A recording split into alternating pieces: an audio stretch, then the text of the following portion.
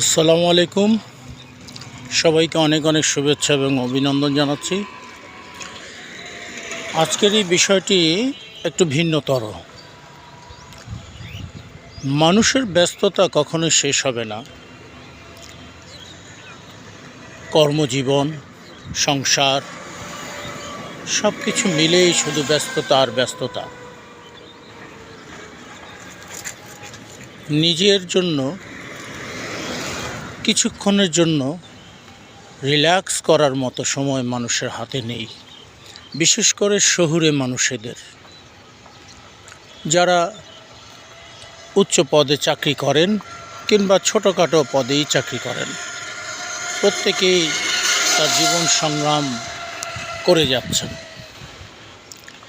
এবং প্রতিটা মুহূর্ত শুধু অর্থনৈতিক চিন্তা, নিজেকে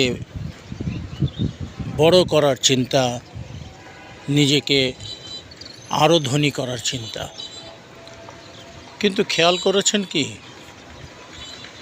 এভাবেই আমাদের সময় চলে যায়, নিজের জন্য কিছুই করার থাকে না। টাকা, ধন সম্পদ, বাড়ি গাড়ি সবই পড়ে রয়, কিন্তু মহান সৃষ্টিকর্তা আমাদেরকে তার যে একটা প্রকৃতি দিয়েছেন, তার যে অপরূপ সৌন্দর্য দিয়েছেন, তার যে মহিমা দিয়েছেন, সবগুলোর মধ্যেই রয়েছে অপার সুখ, অপার শান্তি। আপনি তাকিয়ে দেখেন এই সামনের কৃষ্ণচূড়া গাছের দিকে, পুরো গাছটাই রক্তরাঙা। আকাশের দিকে তাকিয়ে দেখেন কি সুন্দর মেঘ সারা আকাশটাকে ছাপিয়ে রেখেছে। এত সুন্দর পরিবেশ দেখেও অন্তর জুড়িয়ে যায়। তাই আমাদের প্রত্যেকের উচিত নিজেদেরকে কর্মে খুব ব্যস্ত না রেখে মাঝে মাঝে রিল্যাক্স করা, প্রকৃতি দেখা, এবং প্রকৃতির মাঝে যে সুখ সেটা আপনি প্রকৃতির মাঝে গিয়েই পাবেন। তাই নিজেকে হারিয়ে ফেলুন কর্মময় ব্যস্ততার মধ্যে না থেকে। সপ্তাহ অন্তত 2-1টি দিন আপনি প্রকৃতির মাঝে হারিয়ে যান, দেখবেন আপনার এক সপ্তাহের যে ক্লান্তি সব চলে যাবে, মনটা তৃপ্তি হবে এবং প্রত্যেকটা জিনিসকে সুন্দর চোখে অবলোকন করুন। দেখবেন পজিটিভলি তাকালে সব কিছুর মধ্যেই আনন্দ পাওয়া যায়। মানুষের জীবন ক্ষণস্থায়ী। অনেক লোভ, অনেক ব্যস্ততা মানুষকে স্বার্থপর করে দেয়, কিন্তু দিন শেষে কিছুই সঙ্গে যায় না, কিছুই নেওয়া যায় না।